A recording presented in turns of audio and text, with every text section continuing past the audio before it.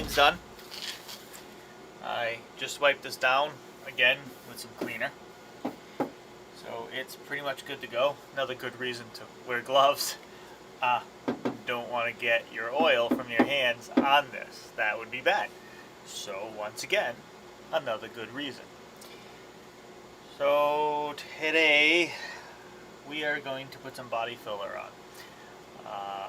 I'm not going to tell you what body filler to buy and what not to. It is probably one of those things, though, that you get what you pay for. I would like to say something about the hardener. So let's not take one brand of hardener and put it with another brand of filler. Each manufacturer has their own hardener for the filler. The reactions might not be good if you mixed one with the other. So just try to make sure you keep those together. It would be a good idea to tape this to the top of the lid of what you're using so it don't bounce around. Write on it with a pen. Do whatever. Just make sure the hardener belongs with the body filler. Alright, otherwise you will regret it later on. So what I'm doing right now is kneading the body filler. I mean the hardener. To get all the liquid out of it, so when you open it up and go and then all liquid sprays out and it doesn't actually mix appropriately. So one good thing is definitely to knead this in. Let's see, the other good thing besides kneading is the actual thing to apply it. So make sure you run your finger along here. It isn't all rigidy or scratched up or scraped up. Make sure it's in good condition, because when you go to apply it, you don't want any more sanding than you need to do. So make sure this is good. Make sure it's wiped down. Once again, oil is a bad thing to have on this. So the other thing is try to have a can opener. Alright? It's a very important thing to have a can opener. Try not to use a screwdriver. You're gonna mess up the lid on the can. So if I could get the can over here. So you're gonna actually, mess this lip up pretty well, then it won't be able to seal. Alright. I'm not promoting any type of body filler. This is just the stuff I could get. So right now I'm just picking the little safety tabs off of the can.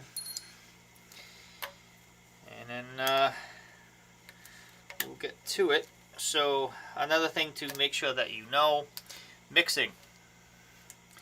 Read directions, but basically for the most part, most body fillers are you pour it on, which you'll see me do, and then you put one strip across with the actual hardener. Usually that's enough unless you're getting a huge amount. Which if you're getting a huge amount, you're either doing a whole panel or, well, you should go back to maybe fixing the body a little bit more before adding the body filler. Body filler is not something you're supposed to be filling huge dents with. You fill imperfections with. You don't make it like this thick. It's just bad. This is just used to be a thin coat to make sure when you look down the body of the car, it's nice and straight. There's no little divots here and there. It fills in the little weld marks that I didn't feel like going back over to fill in, but it's not to actually do 1/4 of an inch of leveling. That's a very bad thing. The other thing about body filler is when you're mixing it, try not to mix it on a piece of cardboard or anything that is porous, because the actual water or chemical will soak into the cardboard. I know it's not water most likely, but whatever it is will soak into the cardboard, which means the mixing won't go right, the hardening won't go right. So try to keep it on something, and I use that loosely, something that's not going to suck the material into it. With that being said, as we all know, I'm using what I have here for the most part, or what I can quickly get my hands on. So I don't have an actual mixing board, and they do sell a mixing board for, filler. So I have an interesting one. You'll see. So I'm just going to stop it. I'm going to open this can and I'll put it on and we'll continue from there.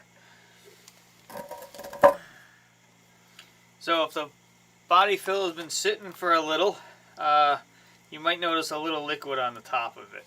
So you just want to do a little bit of mixing in just to make sure it's not all watery.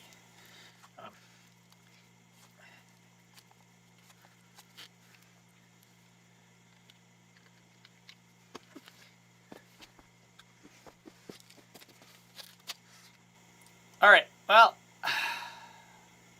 I told you not to laugh. So it's a piece of glass. Definitely an interesting way to use Bondo. It definitely isn't porous though. So I'm going to take a little, throw a little bit on here. I'm trying to tell you the consistency of it. I guess you could probably tell. It's like really warm peanut butter, I guess would be the way. Throw some peanut butter in the microwave. It'll probably look the same way. I don't know. Alright, so once again, the hardener's been kneaded. I'm going to take it. Just going to squirt that across.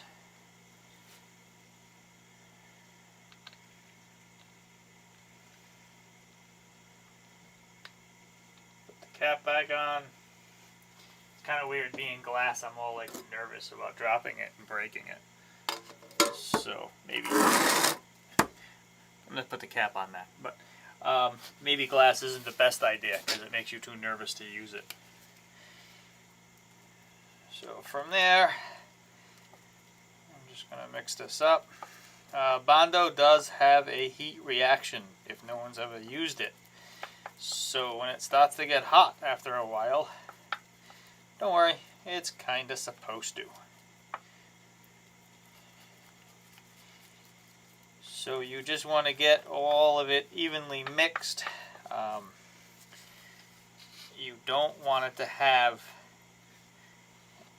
any of the original color without the hardener in it, because that is never going to harden up. So once you finish mixing this, and by the way, the clock doesn't stop when you think it does, or start when you think it does. It literally starts now. But you have 7 to 8 minutes, I would say, working time on this. So keep that in mind. And when you're doing this, it's a very good thing to remember. It's probably time to buy a lot of paint sticks, or get free ones, depending. Alright, so now we pretty much got that nice and mixed. I like starting with the mixing stick and ending with this, so I make sure I don't have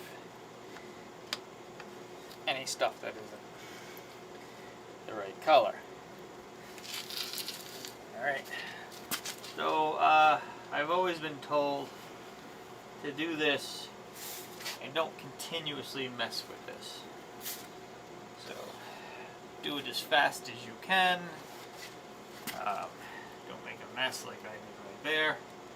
But plain and simple, get it done, get it in, get it out, let it dry.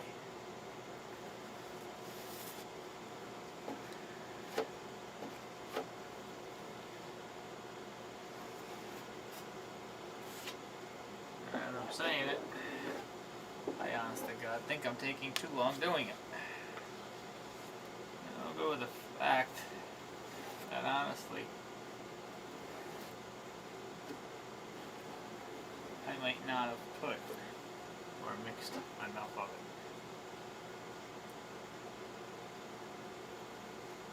it. So I will say that most likely one coat will not be enough.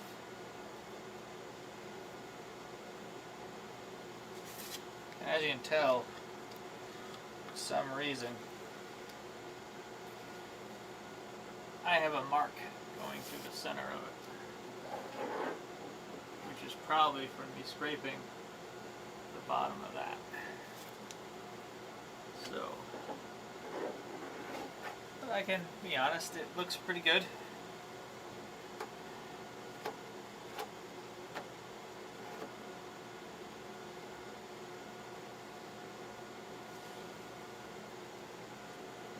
So there's where you hit that I might be playing with it too much stage. So, just gonna hit that. And I think we're good. So there you go. By the way, you could probably use a cheese grater to grate some of this off. To tell you the honest truth, I don't think I need to right now for this. So right now what I'm going to do is try to clean off my glass. I'm going to wipe this off, get it off of here. I'll let this dry. I'll see you in like an hour.